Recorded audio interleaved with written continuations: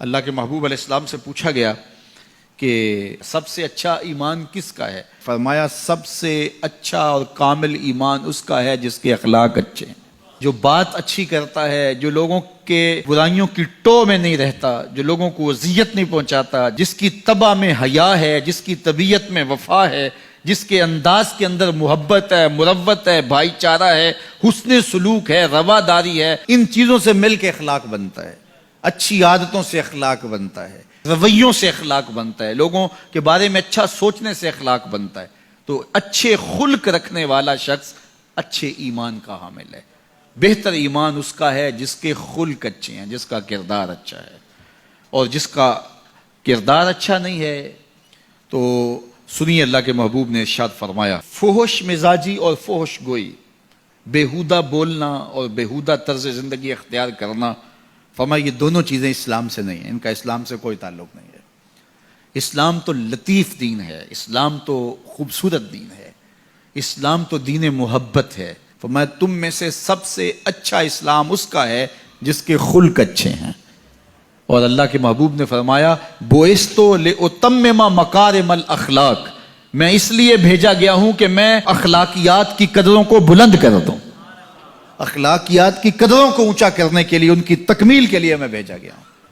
اور اللہ کے محبوب کے اخلاق ایسے ہیں کہ خود میرا رب کہتا ہے انک لعلی خلق عظیم، محبوب تیرے خلق عظیم ہیں۔ تو جس کے خلق کو میرے رب نے بھی عظیم کہا وہ خلق کتنے عظیم ہوں گے۔ اللہ اکبر۔ حضرت سیدنا انس بن مالک رضی اللہ تعالیٰ عنہ فرماتے ہیں 10 سال میں نے حضور کی خدمت کی ہے، اور 10 سال میں ایک بار بھی ایسا نہیں ہوا کہ میرے حضور نے مجھے جھڑکا ہو۔ کیا محبت تھی، کیا پیار تھا، کیا خلق تھا۔ خلق اودے نے مولئی دنیا، خلق اودے نے مولئی دنیا، کوئی ورلائی جان بچاوے، آزم ایڈا سونا ماہی سنو کدرے نظر نہ۔ کچھ ان کے خلق نے، کچھ ان کے کردار نے کر لی، مسخر ساری دنیا شہ ابرار نے کر لی۔ تو اچھے اخلاق کا حامل جب بندہ ہوگا اس کا ایمان کامل ہوگا اور اس کا ایمان اچھا ہوگا۔ تو نامہ اعمال میں جو عمل ڈالے جائیں گے، جو ترازو پہ میزان پر جو عمل ڈالے جائیں گے، سب سے وزنی عمل نماز نہیں ہوگا، روزہ نہیں ہوگا۔ سب سے وزنی عمل کون ہوگا؟ جو پلڑے کو جھکا دے گا، وہ حسن خلق ہے۔ تو لوگوں سے اخلاق اچھے رکھیں، لوگوں سے رویے خوبصورت رکھیں، بات کرنے میں سلیقہ سیکھیں، گفتگو کا طریقہ سیکھیں، لوگوں کے معاملات کے اندر، نجی زندگی کے اندر جھانکنے کی کوشش نہ کیجیے، اور لوگوں کے بارے میں حسن ظن رکھیے، ان کی بہتری کا سوچیے، اور ان کے لیے خیر کے ماحول کو فراہم کیجیے، ان کے لیے آسانیاں پیدا کیجیے، اور ان کو جو ہے وہ آپ اچھائی کی طرف بلائیے۔ میرے بزرگ فرمایا کرتے تھے جس سے دوستی ہو تو اس کا بھلا سوچنا چاہیے، اور کسی کا بھلا سوچنا یہ ہے کہ اس کی دنیا بھی اچھی ہو اور بالخصوص اس کی آخرت اچھی ہو جائے، تو اس کو دین کی طرف لایا جائے، اس کو اچھائی کی طرف لایا جائے تاکہ اس کی آخرت برباد نہ ہو۔ یہ کسی کا بھلا سوچنا ہے۔ تو اچھے اخلاق کا حامل شخص ہی ایک اچھا مسلمان ہوتا ہے۔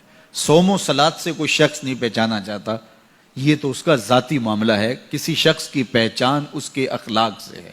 نکاح کرنے کے حوالے سے بھی اللہ کے محبوب نے ہمیں جو رہنما اصول دیا، فرمایا جس کے اخلاق اور جس کا دین تمہیں پسند آ جائے اس سے اپنی بیٹی کا نکاح کرو۔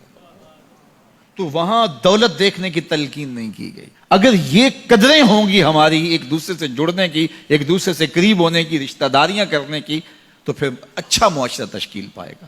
اور جب ہماری جو ہے وہ ترجیحات اس سے ہٹ کر کے ہوں گی تو پھر اچھا معاشرہ تشخیص نہیں پائے گا۔ آج اس سے تعلق جوڑا جاتا ہے جس کے پاس دولت کی کثرت ہو یا کوئی صاحب اقتدار ہو، تو لوگ اس سے تعلق رکھتے ہیں، چاہے اس کے اخلاق کتنے ہی برے کیوں نہ ہوں، اس کے رویے کتنے ہی تلخ کیوں نہ ہوں۔ جو اچھے خلق کا حامل ہے اس کی قربت اختیار کرو، تمہیں زندگی اور آخرت کا نور نصیب ہوگا۔